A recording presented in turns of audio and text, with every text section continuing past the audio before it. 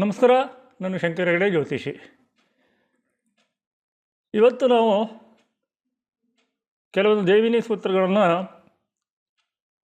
ವಿವಾಹಕ್ಕೆ ಸಂಬಂಧಿಸಿದಂತೆ ಸಾಮಾನ್ಯವಾಗಿ ಈ ಮದುವೆಯ ಯೋಗ, ವಿವಾಹದ ಯೋಗ ಯಾವಾಗ ಆ್ಯಕ್ಟಿವೇಟ್ ಆಗುತ್ತೆ ಅಥವಾ ಯಾವಾಗ ಆಗುತ್ತೆ ಅಂತ ನೋಡಲಿಕ್ಕೆ, ಆಮೇಲೆ ಶತ್ರುನಾಶಕ್ಕೆ ಬೇಕಾದಂಥ ಕೆಲವೊಂದು ಕಾಂಬಿನೇಷನನ್ನು ಡಿಸ್ಕಸ್ ಮಾಡ್ತೀನಿ. ಸಣ್ಣ ವಿಡಿಯೋ, ಒಂದು ಎರಡು ಎಕ್ಸಾಂಪಲ್ಸ್ ಹಾಕ್ತೀನಿ ಸಾಕು.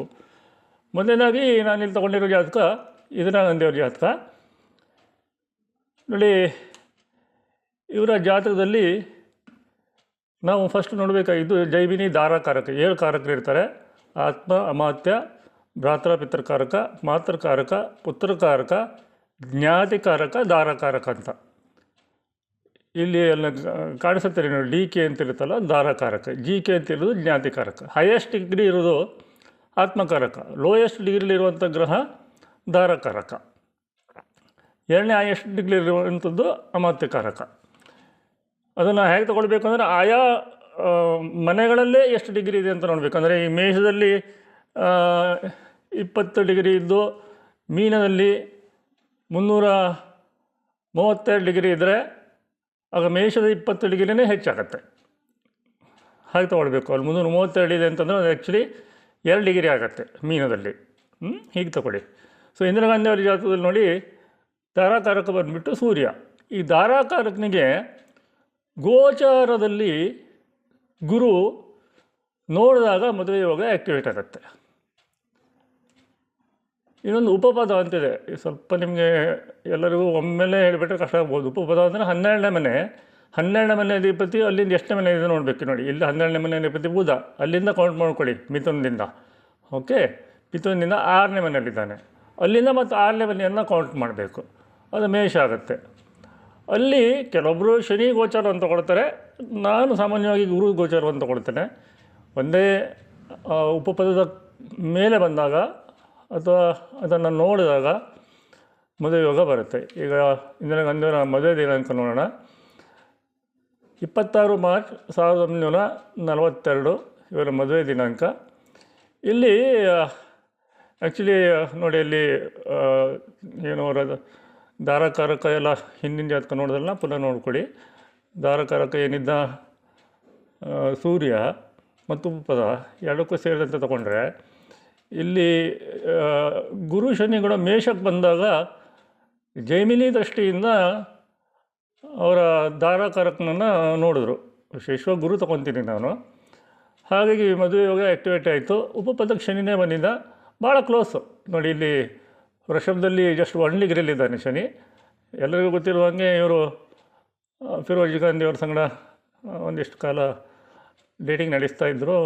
ಆನಂತರ ಮದುವೆ ಆಗಿದೆ. ಮದುವೆ ಅದು ಫೈನಲ್ ಆಯಿತು ಸಾಕಷ್ಟು ತಿಂಗಳ ಹಿಂದೆ. ಶನಿ ವೃಷಭ ಗುರು ಮೊದಲೇ ಮೇಷದಲ್ಲಿದ್ದಾಗಲೇ, ಉಪಪದದಲ್ಲಿದ್ದಾಗಲೇ, ಗುರುನು ಅಲ್ಲಿದ್ದಾಗಲೇ ಮತ್ತು ಇಬ್ಬರೂ ದಾರಕಾರಕರನ್ನು ನೋಡಿದಾಗಲೇ ಮದುವೆ ಯೋಗ ಆ್ಯಕ್ಟಿವೇಟ್ ಆಗಿದೆ. ನೆಕ್ಸ್ಟು ಇದು ನಂದೇ ಕೇಸು. ಇಲ್ಲಿ ನೋಡಿ, ನನ್ನ ದಾರಕಾರಕ ಬಂದುಬಿಟ್ಟು ಡಿ ಕೆ ಅಂತ ಕಾಣ್ತಾ ಇದೆಯಲ್ಲ, ಅದು ನೋಡಿ, ಅದು ಬುಧ. ಸೊ ಈ ಬುಧನಿಗೆ ಗುರು ನೋಡಿದಾಗ ಮದುವೆ ಯೋಗ ಆ್ಯಕ್ಟಿವೇಟ್ ಆಗುತ್ತೆ. ನೋಡಿ, ಇದು ನನ್ನ ಮದುವೆ ದಿನಾಂಕ 24 ಫೆಬ್ರವರಿ 2000. ನೋಡಿ, ಗೋಚಾರದಲ್ಲಿ ಗುರು ಶನಿ ಇಬ್ಬರು ಮೇಷದಲ್ಲಿದ್ದರು. ಗುರು ಸಾದಾ ದೃಷ್ಟಿಯಿಂದನೂ 5ನೇ ದೃಷ್ಟಿಯಿಂದ ಸಿಂಹದಲ್ಲಿದ್ದಂಥ ಬುಧನನ್ನು ನೋಡಿದ. ಆಮೇಲೆ ಜೈವಿನಿ ದೃಷ್ಟಿನೂ ಆಗುತ್ತೆ. ಅದು ಹೀಗೆ ನಿಧಾನಕ್ಕೆ ಒಂದೊಂದೇ ಹೇಳ್ಕೊಡ್ತಾ ಹೋಗ್ತೀನಿ. ನಿಧಾನಕ್ಕೆ ನೀವು ಇದನ್ನು ಕಲಿಬೋದು ಈ ಥರ. ಆಮೇಲೆ ನವಾಂಶದಲ್ಲಿ ನೋಡಿ, ನವಾಂಶದಲ್ಲಿ ಇದು ಭಾಳ ಸ್ಟ್ರಾಂಗ್ ಟೆಕ್ನಿಕ್ ಆಗುತ್ತೆ. ಆಗ ನವಾಂಶಕ್ಕೆ ಹೋದಾಗ ದಶಭಕ್ತಿರ ನೋಡಲೇಬೇಕು. ಕೇವಲ ಒಂದು ಸೂತ್ರ ಇಟ್ಕೊಂಡು ಫೈನಲ್ ಮಾಡೋಕ್ಕೋಗ್ಬಿಡಿ. ಅನೇಕ ಸೂತ್ರಗಳು ಸೇರಿ ಯಾವುದೋ ಒಂದು ವಿಚಾರ ಆಗುವಂಥದ್ದು ಜ್ಯೋತಿಷ್ಯದಲ್ಲಿ. ವರ್ಗಕುಂಡಲಿ ದಶಭಕ್ತಿ ಷಷ್ಠಾಂಶದವರೆಗೂ ಹೋಗಬೇಕಾಗತ್ತೆ. ಅದೆಲ್ಲ ನೋಡ್ಕೊಂಡು ಮಾಡಬೇಕು. ನೋಡಿ, ಇಲ್ಲಿ ನವಾಂಶದಲ್ಲಿ ದಾರಕಾರಕ ನೋಡಿ, ನನ್ನ ಜಾತಕಕ್ಕೆ ವಾಪಸ್ ಹೋಗಿ ಮೇಷದಲ್ಲಿದ್ದ. ಸೊ ಅಲ್ಲೇ ಟಚ್ ಆದರು. ದಾರಕಾರಕನ ಮೇಲೆ ಗುರು ಶನಿ ಬಂದರು ಗೋಚಾರದಲ್ಲಿ, ಮದುವೆ ಫೈನಲ್ ಆಯಿತು. ಹೀಗೆ ತೊಗೊಳ್ಬೇಕು. ಇನ್ನು ಷಷ್ಠಾಂಶಕ್ಕೆ ಹೋದರೆ ದಾರಕಾರಕ ವೃಶ್ಚಿಕದಲ್ಲಿದ್ದಾನೆ ನೋಡಿ, ಅಲ್ಲಿ ಗುರು ಜೈಮಿನಿ ದೃಷ್ಟಿಯಿಂದ ನೋಡ್ತಾ ಇದ್ದ. ಉಪಪದ ನನ್ನ ಜಾತಕದಲ್ಲಿ ವರ್ಕ್ ಆಗಲ್ಲ.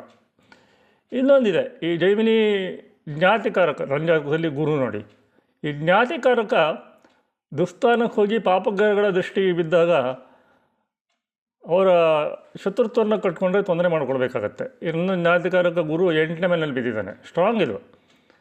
ಯಾಕೆಂತಂದರೆ ಪುಷ್ಕರಾಂಶದಲ್ಲಿರುವಂಥ ಗುರು ಈ 6, 8, 12ರಲ್ಲಿ ಪಾಪಗ್ರಹಗಳು ಬಂದರೆ ಅಥವಾ 6ನೇ ಮನೆ ಅಧಿಪತಿ 8ನೇ ಮನೆ ಹೋಗೋದು ವಿಪರೀತ ರಾಜ್ಯಗಳು ಆಗ್ತಾವಲ್ಲ, ಹಾಗೆ ಇದು. ಜೈಮಿನಿ ಜ್ಞಾತಿಕಾರಕ ಗುರು 8ನೇ ಮನೆಗೆ ಬಿದ್ದುಬಿಟ್ಟಿದ್ದಾನೆ. ಇನ್ನು ಜೈಮಿನಿ ದೃಷ್ಟಿ ತೊಗೊಂಡು ಹೋದರೆ ಕುಜಿನ ದೃಷ್ಟಿ, ರಾಹು ದೃಷ್ಟಿ, ಕೇತು ದೃಷ್ಟಿ ಎಲ್ಲ ಬೀಳುತ್ತೆ. ಸೊ ಹೇಳಬಾರ್ದು ಇದನ್ನು, ನನಗೆ ಗೊತ್ತೇ ಇಲ್ಲ. IPC ಸೆಕ್ಷನ್ 307 ಇದೆ ಅಂತಲೇ ಗೊತ್ತಿದ್ದ ಕಾಲದಲ್ಲಿ ಕಾಲೇಜಲ್ಲಿ ಇರಬೇಕಿದ್ರೆ ಸಾಕಷ್ಟು. ನನ್ನ 5ನೇ ಕ್ಲಾಸಲ್ಲೇ ನಾನು ಮಾರ್ಷಲ್ ಆರ್ಟ್ಸ್ ಕಲ್ತನು, ಶೂ ಎಲ್ಲ ಹಾಕ್ಕೊಂಡಲ್ಲ, ಬರೀ ಕಾಲಲ್ಲಿ ಅಪ್ ಆ್ಯಂಡ್ ಡೌನ್ 7 ಕಿಲೋಮೀಟ್ರು ಓಡಿಸ್ತಿದ್ರು ನಾವು ಗುರುಗಳು. ಅಷ್ಟು ಚಿಕ್ಕ ವಯಸ್ಸಿನಲ್ಲೇ ನಾನು ಕರಾಟೆ ಅದು ಇದೆಲ್ಲ ಕಲಿತಾ ಇದ್ದೆ. ಸೊ ಬಟ್ ಯಾರಿಗೂ ಹೊಡೆದೇ ಇರಲಿಲ್ಲ. ಕಾಲೇಜಲ್ಲಿರುವಾಗ ಒಬ್ಬ ವ್ಯಕ್ತಿಗೆ ಸಡನ್ನಾಗಿ ಕೋಪ ಬಂದುಬಿಟ್ಟು ಹೊಡೆದುಬಿಟ್ಟೆ. 1 ಡಬಲ್ ಪಂಚು, 1 ಕಿಕ್ಕು, ಅಷ್ಟಕ್ಕೆ ಅವನ ಇಡೀ ಮೈ ಪೂರ್ತಿ ರಕ್ತ, ಹಲ್ಲುಗಳೆಲ್ಲ ಕಿತ್ತು ಬಂದುಬಿಡ್ತು. ಬಟ್ ನನ್ನ ಜಾತಕದಲ್ಲಿ ತ್ರಿಮಿಷಾಂಶದಲ್ಲಿ ರಕ್ಷಣೆ ಮಾಡುವ ಯೋಗ ಇದೆಯಲ್ಲ, ಸೂರ್ಯ ಮತ್ತು ಶನಿ ಒಟ್ಟಿಗಿದ್ದು ಆ 3ನೇ ದೃಷ್ಟಿ 6ನೇ ಮನೆ ಮೇಲೆ ಬೀಳುತ್ತಲ್ವ, ಹಾಗಾಗಿ ಯಾವ ಕೇಸ್ಗಳು ಆಗೋದಿಲ್ಲ. ಇವೆಲ್ಲ ಎಷ್ಟೆಷ್ಟು ಹೀಗೆ ಭಾಳಷ್ಟು ಕಾಂಬಿನೇಷನ್ಸ್ಗಳು ಸೇರಿ ಆಗ್ತದೆ. ಎಷ್ಟೆಷ್ಟೋ ರೋಡ್ ಫೈಟ್ಸ್ ಮಾಡಿದ್ದೀನಿ. ಅದು ನನಗೆ ಗೊತ್ತಿರಲಿಲ್ಲ, ಅದು ಅಟೆಂಪ್ಟ್ ಆಫ್ ಮರ್ಡರ್ ಕೇಸುವರೆಗೂ ಬುಕ್ ಆಗ್ಬೋದಂತ, ಶಿಕ್ಷೆ ಆಗುತ್ತೆ ಅಂತ. ನಾನು ಸಾಯಿಸಬೇಕು ಅಂತ ಹೊಡೆದಲ್ಲ, ಸಿಟ್ಟು ಅಂತ ಹೊಡೆದ್ಬಿಟ್ಟೆ ಅಷ್ಟೇ. ಇದೇ ರೀತಿ ಇನ್ನೂ ಒಂದು ಸ್ಟ್ರಾಂಗ್ ಕೇಸ್ ತೋರಿಸ್ತೀನಿ. ಅಮಿತ್ ಶಾ ಅವ್ರದ್ದು ಜಾತಕ ನೋಡಿ, ಅದ್ರಲ್ಲಿ ಭಾಳ ಚೆನ್ನಾಗಿ ಬರುತ್ತೆ ಇದು ನೋಡಿ. ಅಮಿತ್ ಶಾ ಅವರ ಜಾತಕರಕ್ಕೆ ಬಂದು ಶನಿ ಇಲ್ಲಿ ಕೂಡ ನೋಡಿ 6ನೇ ಮನೇಲಿದ್ದಾನೆ. ಜಾತಿಕಾರಕ 6, 8, 12 ಹೋದಾಗ ಸಿಕ್ಕಾಪಟ್ಟೆ ಸ್ಟ್ರಾಂಗ್. ರಾಜಕಾರಣಿಗಳಿಗಂತೂ ಭಯಂಕರ. ಅದರಲ್ಲೂ ಅಷ್ಟಕ್ಕವರೆಗೆ ನೋಡಿ ಹೈಯೆಸ್ಟ್ ಇದ್ದಷ್ಟು ಜಾತಿಕಾರಕನಿಗೆ ಸ್ಟ್ರಾಂಗ್ ಆಗ್ತಾ ಹೋಗುತ್ತೆ. ನೀವು ನೋಡಿ ರಾಜಕಾರಣಿ, ಯಾಕಂದರೆ ಅವರಿಗೆ ವಿರೋಧಿಗಳು ಜಾಸ್ತಿ ಇರ್ತಾರಲ್ಲ, ಗೆದ್ದುಕೊಂಡು ಬರಬೇಕು ಇಲೆಕ್ಷನ್ಸಲ್ಲೆಲ್ಲ.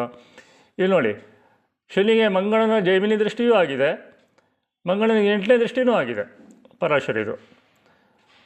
ಇವರನ್ನು ಎದುರಾಕೊಂಡವ್ರ ಪರಿಸ್ಥಿತಿಗಳೆಲ್ಲ ಏನಾಗಿದೆ ಗೊತ್ತಲ್ಲ ನೋಡಿ. ಚಿದಂಬರಂ ಇವರಿಗೆ ತ್ರಾಸು ಕೊಟ್ಟರು, ಇವರು ಆಮೇಲೆ ಚಿದಂಬರವರನ್ನೇ ಜೈಲಿಗೆ ಕಳಿಸಿದ್ದಾರೆ. ಅದೇ ರೀತಿ ಗುಜರಾತ್ MLAಗಳನ್ನು ಕರ್ಕೊಬಂದಿದ್ದಕ್ಕೆ ಬಹುಶಃ DK ಶಿವಕುಮಾರ್ ಅವರು ಫೇಸ್ ಮಾಡಿದಂಥ ಅತ್ಯಂತ ಕಠಿಣವಾದಂಥ ಒಂದು ಸವಾಲನ್ನು ಅಮಿತ್ ಶಾನೇ ಮಾಡಿಸಿದ್ದು ಅಂತ ಹೇಳ್ತಾರಪ್ಪ. ಇನ್ನು ನಿಮ್ಮ ವಿವೇಚನೆ ಬಿಟ್ಟಿದ್ದು. ಇಂಥ ವಿಚಾರಗಳು ಇನ್ನೂ ಬೇಕು ಅಂತಂದರೆ ಕಾಮೆಂಟ್ ಹಾಕಿ, ಶೇರ್ ಮಾಡಿ, ನೀವೇ ಟೆಸ್ಟ್ ಮಾಡಿ. ಧಾರಕಾರಕ ಅಥವಾ ಉಪಪದಕ್ಕೆ ಗುರುವಿನ ದೃಷ್ಟಿ ಬಿದ್ದಾಗ ಮದುವೆ ಯೋಗ ಶನಿ ತಗೊತಾರೆ ಭಾಳ ಜನ. ಬಟ್ ನಾನು ಶನಿಯನ್ನು ಇಷ್ಟಪಡಲ್ಲ, ಯಾಕಂದರೆ 2.5 ವರ್ಷ ಇರ್ತಾನಲ್ವ ಒಂದು ಮನೆಯಲ್ಲಿ. ಹಾಗಾಗಿ ನಾನು ಗುರು ಗೋಚಾರ ತೊಗೊಳ್ತೀನಿ, ಕ್ವಿಕ್ಕಾಗಿ ಆಗುತ್ತೆ. 1 ವರ್ಷ ಈ ವರ್ಷ ಆಗುತ್ತೆ ಇಲ್ವೋ ಅಂತ ನೋಡೋಕ್ಕೆ ಬರುತ್ತೆ. ಸೊ ಈಗ ಮೇಯ್ನಲ್ಲಿ ಗುರು ಏನು ಉಚ್ಚ ಕ್ಷೇತ್ರ ಅಂತ ಕರ್ಕಕ್ಕೆ ಬರ್ತಾನೆ. ಆಗ ಅಲ್ಲಿ ನಿಮ್ಮ ಧಾರಕಾರಕ್ಕೆ ಈಗೆಲ್ಲ ಬೇಕಷ್ಟು ಆ್ಯಪ್ಸ್ ಇದೆ. ನಿಮ್ಮ ಧಾರಕಾರಕ್ಕೆ ಯಾರು ಅಂತ ನೋಡ್ಕೊಳ್ಳಿ. ಅಲ್ಲಿ ಧಾರಕಾರಕ್ಕೆ ಇದ್ದಾನ ಅಥವಾ ಧಾರಕಾರಕನಿಂದ ಏನಾದರೂ 7ನೇ ಮನೆ ಆಗುತ್ತಾ, ಅಥವಾ ಕುಂಭದಲ್ಲಿ, ವೃಷಭದಲ್ಲಿ, ವೃಶ್ಚಿಕದಲ್ಲಿ ನಿಮ್ಮ ಧಾರಕಾರಕ್ಕಿದ್ದರೆ ಮದುವೆ ಯೋಗ ಬಂತು ಅಂತ ಅರ್ಥ. ಇಷ್ಟು ಹೇಳ್ತೀನಿ. ಮತ್ತು ಆರೋಗ್ಯ ಜ್ಯೋತಿಷ ಒಂದು ಹಿಮಾಲಯದ ಸೀಕ್ರೆಟನ್ನು ಬೇಗ ಬಿಡ್ತೀನಿ. ಹಿಮಾಲಯದ ಮಹತ್ವವನ್ನು ಯೂಸ್ ಮಾಡುವಂಥ ಒಂದು ಸೀಕ್ರೆಟ್ ಇದೆ, ಭಾಳ ಅದ್ಭುತವಾಗಿ ವರ್ಕ್ ಆಗುತ್ತೆ ಅದು. ಮುಖ್ಯಮಂತ್ರಿಗಳೆಲ್ಲ ಯಾವಾಗ ಆಗ್ತಾರೆ, ಮದುವೆ ಯಾವಾಗ ಆಗುತ್ತೆ, ಎಲ್ಲ ಭಾಳ ಅದ್ಭುತವಾಗಿ ತೆಗಿಬೋದು. ಅದನ್ನು ಮುಂದಿನ ವಾರ ಮಾಡ್ತೀನಿ. ಅಲ್ಲಿವರೆಗೆ ನಮಸ್ಕಾರ.